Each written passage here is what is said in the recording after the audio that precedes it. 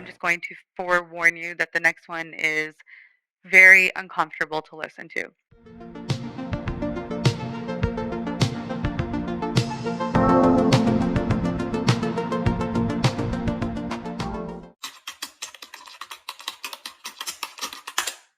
I want to thank all of you guys for being so patient with me. I just took my sweet time on doing this video. I wasn't feeling the greatest over the past 2 weeks, but I'm feeling better now. Last video, we saw some very notorious figures who are known for committing atrocious acts. Today, we dive deeper and examine some lesser known people who have led cults and began some brand new ideologies. I'm not saying that every single characteristic these people carried constitutes the title of cult leader. However, they do exhibit the 4 main traits that are found within the BITE model. I also don't agree that tier 2 is necessarily worse than tier 1, just that it is more obscure and each tier carries its own dangers and its own atrocities. So let's dive right into tier 2 of the cult leader iceberg. First off, we have Joseph Franklin Rutherford. Although I would have placed his predecessor Charles Taze Russell here instead of him, I have to stay true to the iceberg. Joseph Franklin Rutherford, also known as Judge Rutherford, was an American religious leader and the second president of the Incorporated Watchtower Bible and Tract Society of Pennsylvania. He played a primary role in the organization and doctrinal development of Jehovah's Witnesses, which emerged from the Bible student movement established by Charles Taze Russell. For those of you who aren't really familiar with the Jehovah's Witnesses, they also, alongside of their magazines, they also have their own translation of the Bible called the New World Translation. Rutherford introduced many organizational and doctrinal changes that helped shape the current beliefs and practices of Jehovah's Witnesses. He imposed a centralized administrative structure on the worldwide Bible student movement, which he later called theocracy, requiring all adherents to distribute literature via door-to-door preaching and to provide regular reports of their preaching activity. So if you guys have ever been approached by Jehovah's Witnesses, it's typically at your front door and they're very persistent. And if you know any Jehovah's Witnesses in your life, you're probably familiar with how they have to log hours volunteering for their church doing witnessing. He established 1914 as the date of Christ's invisible return and asserted that Christ died on a tree rather than a cross.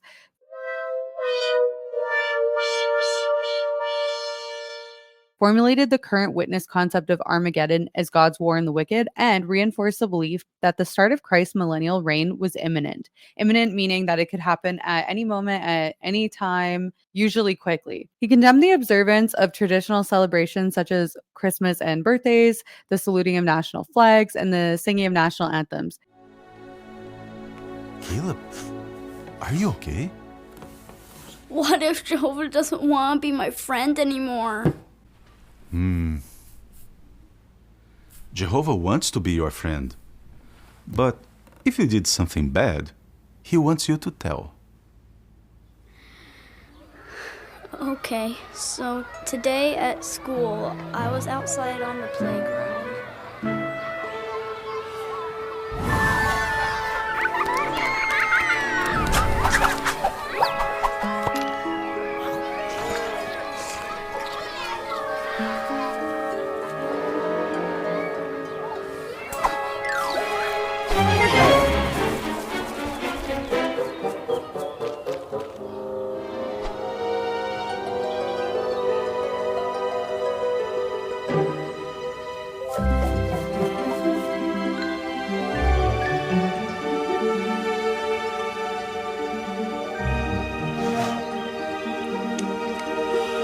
Hey, Caleb.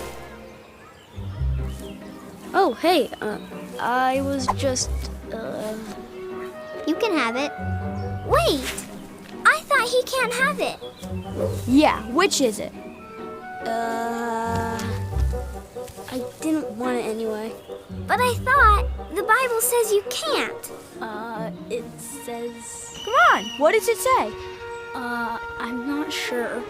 But you came to my house the other day to talk about the Bible. Don't you remember? Yeah, maybe that wasn't me?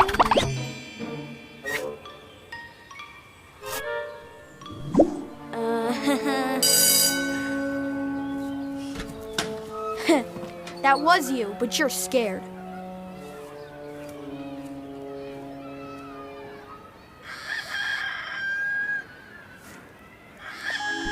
Hi, honey. Yeah, I can't talk right now. Can you give me a call back later?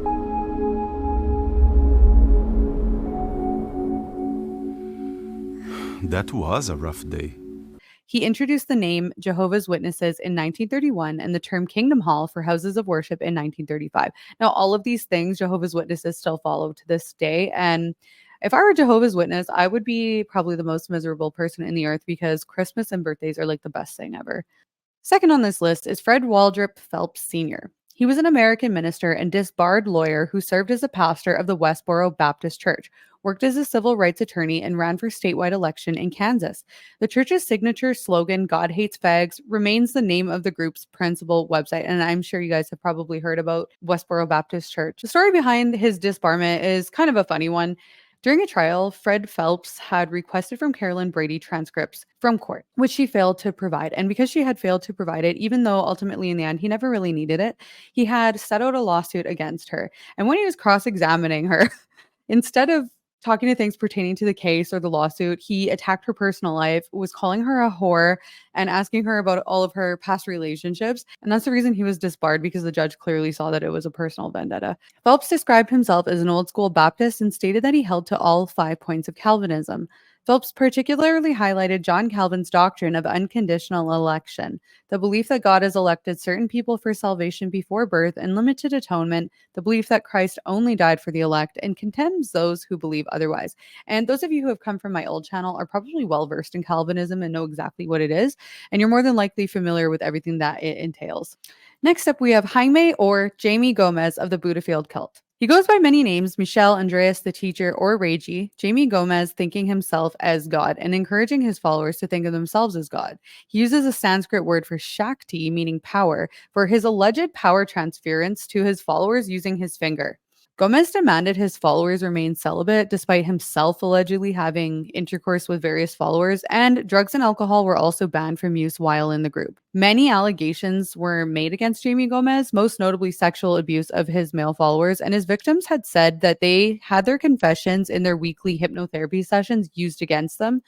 And he also used the AIDS crisis to instill fear in his gay male followers to frighten them into staying. Former members such as Chris Johnston, Julian Goldstein, Radia Gleiss, and Alessandra Buranin claimed they were brainwashed by Jamie Gomez. Gomez shunned such ex-followers and denied the allegations. And as is very typical in cult leaders, Jamie Gomez had used various methods of brainwashing through sexual and emotional abuse, fear-based mind manipulation, information withholding, and shunning.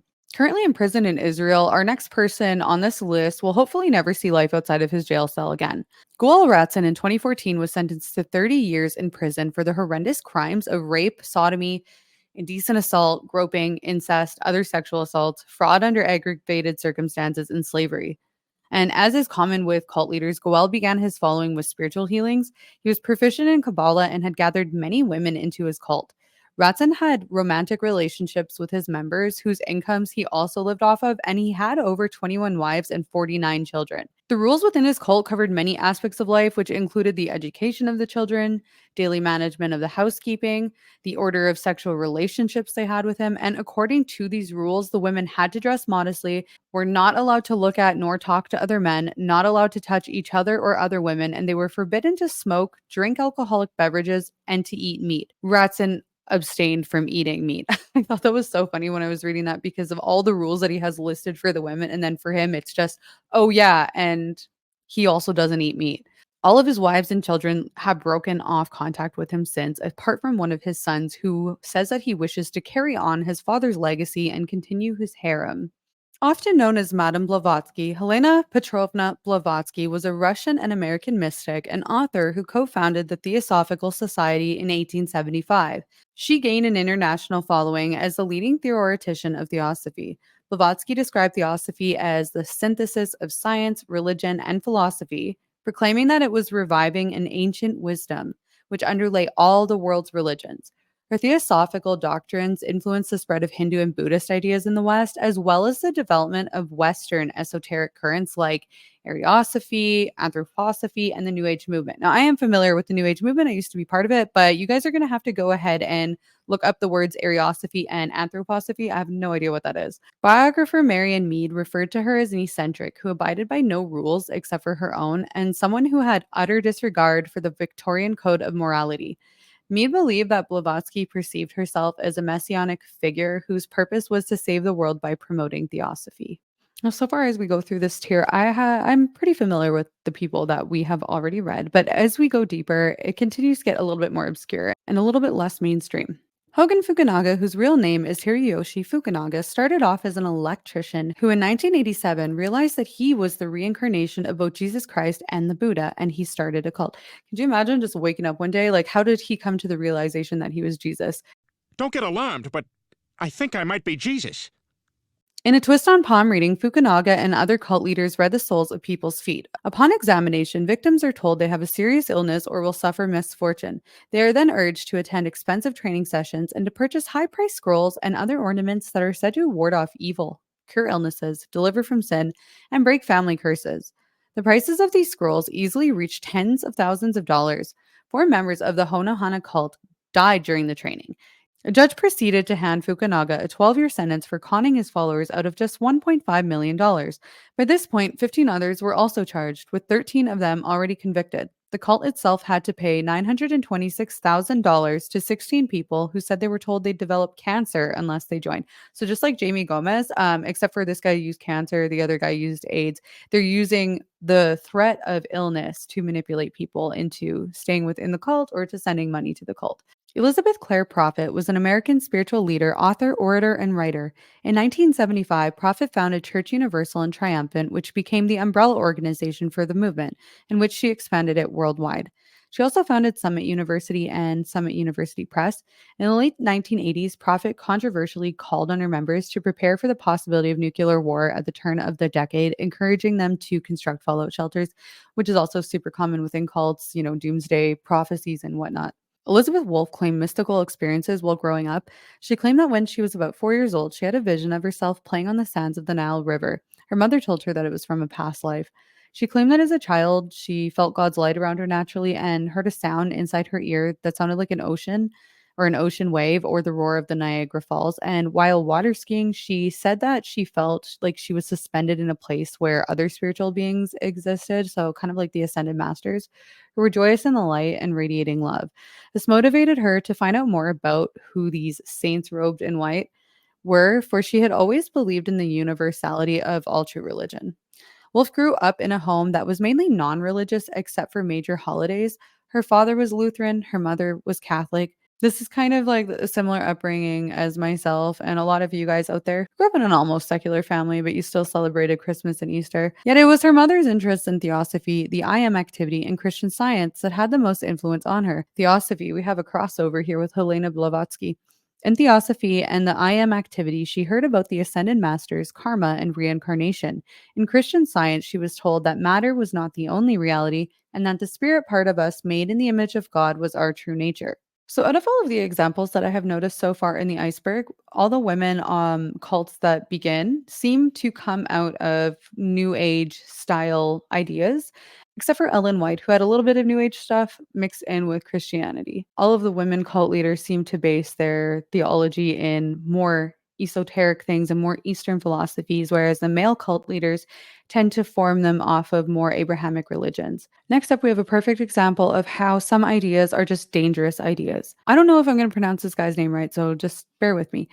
Jörg Lanz von Liebenfels, born in Vienna July 19, 1874 as Adolf Lanz, he claimed to be the son of Baron Johannes Lanz de Liebenfels. He circulated an incorrect birth date to mislead other astrologers. He became a novice at Cistercian monastery but was expelled for improper behavior. Soon afterwards, he found his Order of New Templars, which claimed divine support for Hitler's race theories and the supremacy of a master race. Lanz advocated special breeding colonies or stud farms for the master race, as well as the elimination of lesser breeds. The order used the swastika symbol before it was officially adopted by the Nazis, and Hitler met Lanz as early as around 1909, when he had collected some issues of Lanz's journal, Ostara. Lanz prophesied the success of Hitler as a world figure, but failed to find favor with the Nazis after their 1938 invasion of Austria. His ideas were certainly used by the Nazis, but Hitler may have been reluctant to admit their origin. Ervil LeBaron was born to a Mormon polygamous family who had settled in northern Mexico in the early 1920s. Ervil's father had founded his own polygamous Mormon colony there in Mexico. He and his brother Joel had later joined the Mormon Church, but then broken off and founded the Church of the Firstborn of the Fullness of Time. Ervil had begun preaching and prophesying outside of his brother Joel's teachings. He was also accused of stealing other men's wives and had developed a strained relationship with his brother. Joel ended up excommunicating Ervil from the church when he took a faction of members and formed his own church, the Church of the Lamb of God. According to Ervil's children, he had 14 wives and over 50 children, some which were stepchildren from the wives that were previously married. I could not imagine not even knowing how many children I have. Over 50, that could be what, 60, 70? We don't even know. Ervil preached a twisted and distorted version of the concept of blood atonement and taught that some sinners had to die in order for God to forgive them. He told his followers that he frequently had revelations and messages from God, some of which were instructions to conveniently received instructions to marry underage girls, and others of which were to kill those who crossed him. He had armed the children in the colony with machine guns and trained them to use them. And the first on Ervil's kill list was his brother Joel, who he had believed had to die for disobeying him as God's one true mighty prophet on earth. Ervil's followers set up another attack in his other brother's Los Molinos colony with firebombs and Molotov cocktails. 2 men were killed, 19 people were injured, and he had his wives commit some of the murders, including his youngest wife, who was 12 at the time of pursuing her romantically. Ervil died in prison in 1981. As a typical cult leader, Ervil would severely retaliate against any of his perceived opponents. He used polygamy and many children as a method to expand his cult following, and he used young women that he felt like he could easily manipulate. So I would like to just set out a trigger warning for the next person on this list. I got a little bit upset reading it, and I'm sure that some of you guys will too. So I'm just going to forewarn you that the next one is very uncomfortable to listen to. David Berg, founder and leader of the Children of God, also known as the Family International, began his religious movement with a handful of devoted hippie-type followers, with the simple plan to spread the love of Jesus.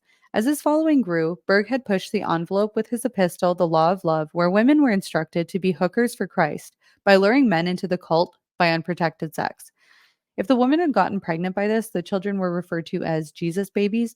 Berg had continued to push things further when he had written that now it was okay for anyone to have unprotected sexual relations with anyone inside or outside of the group, no matter the age of the person. Berg, however, was against homosexual relations, but was for incestuous sex. He even had made it mandatory for parents to schedule daily sex with their children of all ages, including newborns. When these new rules came out, many of the members left the cult, thankfully, but many also stayed. Unfortunately, they drew in numerous child abusers. And during a trial against Berg in the English court, he had died, and the new members of the cult had made a claim they outlawed sex with minors. The judge naively believed the new president's promise to avoid sex with minors and allowed the cult to continue.